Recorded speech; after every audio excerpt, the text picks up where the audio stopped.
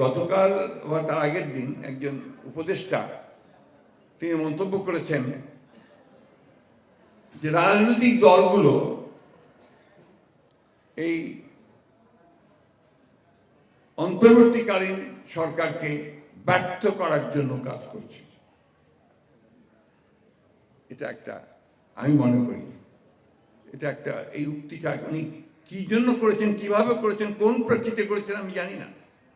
এটার গভীরতা উক্তি উনি বুঝেছেন কিনা তা আমি জানি না, কিন্তু এটা কিন্তু অত্যন্ত একটা মারাত্মক একটা উক্তি। এই সরকার অন্তর্বর্তীকালীন সরকার, এই সরকারকে আমরা সমস্ত মানুষ যারা আন্দোলন করেছি, যারা এই ফ্যাসিস্ট সরকারকে তাড়াবার জন্য আন্দোলন করেছি, ছাত্ররা বুকে রক্ত দিয়েছে, এই বুকে আমরা রক্ত দিয়েছি, তারা সবাই মিলে এই সরকারকে আমরা দায়িত্ব দিয়েছি। এবং এই সরকারকে দায়িত্ব দিয়েছি যে তারা আমাদের জন্য একটা পরিবেশ তৈরি করবে, এই রাষ্ট্রকে মোটামুটিভাবে একটা নির্বাচনমুখী করে নির্বাচন দিকে নিয়ে গিয়ে নতুন একটা রাষ্ট্র করবার সুযোগ করে দেবে। এই জন্য আমরা সবাই তাকে সাহায্য দিয়েছি। বিশেষ করে আমরা বিএনপির তরফ থেকে প্রথম থেকেই তাদেরকে আমরা সমর্থন দিয়েছি, এখনও তাকে আমরা সমর্থন করে দিচ্ছি, এমনকি এই মুহূর্তেও তাদেরকে আমরা সমর্থন করছি। কেন? আমরা চাই যে তারা কাজগুলো শেষ করে তারা আমাদেরকে, জনগণকে তাদের প্রতিনিধি নির্বাচন করার সুযোগ করে দিয়ে তাদের পার্লামেন্ট, তাদের সরকার তৈরি করার সুযোগ করে দেবে। কিন্তু যেন এই কথা বলেন যে রাজনৈতিক দলগুলো অন্তর্বর্তীকালীন সরকারকে ব্যর্থ করার জন্য কাজ করছে, এটা অত্যন্ত মারাত্মক একটা অভিযোগ। আমি তীব্রভাবে প্রতিবাদ করছি এবং আমি মনে করি যে এই ধরনের উক্তির তার প্রত্যাহার করা উচিত।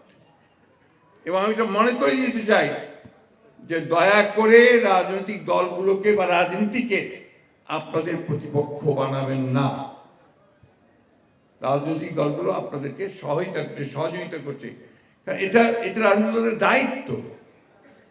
সেখানে আজকে যদি আপনি বলেন যে আমরা এটাকে ব্যর্থ করার চেষ্টা করছি, আমরা হাজারবার বলেছি, আমাদের চেয়ারম্যান বলেছেন, আমরা বলছি যে এই সরকার ব্যর্থ হওয়া মানে জনগণ ব্যর্থ হয়ে যাবে, আমরা ব্যর্থ হয়ে যাব, তাই না? তাহলে এই কথাটা ওনারা কেন বলবেন? আমার মনে হয় যে তিনি হয়তোবা এর গুরুত্ব বুঝতে পারেননি, অথবা এর প্রেক্ষিতটা বুঝতে পারেনি। কেন বলেছিলাম জানি না, তবে যদি স্বাভাবিক বলে থাকেন, এটা ঠিক না বুঝতে পেরে, তাহলে আমি খুব কিছু বলতে চাই না। কিন্তু উনি জেনে শুনে বলেন, তাহলে আমি অবশ্যই এর তীব্র প্রতিবাদ ও নিন্দা জানাচ্ছি, প্রত্যাহার করার জন্য অনুরোধ করছি। প্রতিটি মুহূর্ত আমাদের এখন সতর্কতার সঙ্গে পার হতে হবে। প্রতিটি কথা আমাদের এখন মেপে কথা বলা দরকার। আমরা এমন কোনো কথা বলবো না যা আমাদের এই যে বিজয়, সেটাকে নষ্ট করে দেয়, অর্জন নষ্ট করে দেয়। আপনারা দেখছেন যে আজকে ফ্যাসিস্ট হাসিনা পালিয়ে গিয়ে ভারতে আশ্রয় নিয়েছে। ভারতে আশ্রয় নিয়ে সে তার মতো কাজ করছে। সে লন্ডনে একটা মিটিংও করেছে, মধ্যে ডিজিটালি সে লন্ডনে আওয়ামী লীগের নেতাকর্মীদের নিয়ে একটা মিটিংও করেছে। অর্থাৎ সে সক্রিয়, সে অ্যাক্টিভ, সে তার কাজ করছে আবার ঋত ক্ষমতাকে ফিরে পাওয়ার জন্য। তা আমাদেরকে তেমন অ্যাক্টিভ হতে হবে যাতে করে আমরা তাদেরকে প্রতিহত করতে পারি, তারা যেন ফিরে আসতে না পারে। সেটা কিভাবে হবে? সেটা একদিকে যেমন একটা ঐক্য, জনগণের দৃঢ় ঐক্য, একমাত্র ঐক্য, অন্যদিকে আপনার মেধা দিয়ে আপনাকে জিততে হবে। যে কথাটা আমি আজকাল প্রায় বলছি, এই স্লোগান আর এই আপনার তালি, এটা দিয়ে কিন্তু আপনি জিততে পারবেন না। জিততে হলে আপনাকে সোশ্যাল মিডিয়ায় জিততে হবে। সামাজিক যে আপনার যে টুইটার, ফেসবুক, এর মধ্যে সেই যুদ্ধ করতে হবে। আপনারা দেখবেন সেখানে তারা অনেক অ্যাক্টিভ, তারা অনেক কিছু প্রচার করছে, অপপ্রচার করছে, যেগুলো বাংলাদেশের জন্য, এই বিপ্লবের জন্য, এই বিদ্রোহের জন্য অত্যন্ত উল্টো কথা।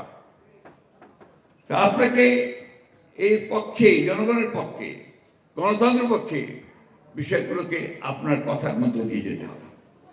সে কথাগুলো হবে আপনার এই মিডিয়ার, সোশ্যাল মিডিয়ার মধ্যে দিয়ে। নলেজ বেসড পলিটিক্স যদি আমরা না করি, জ্ঞান ভিত্তিক রাজনীতি যদি আমরা না করতে পারি, তাহলে এই পৃথিবীতে আপনি জিততে পারবেন না।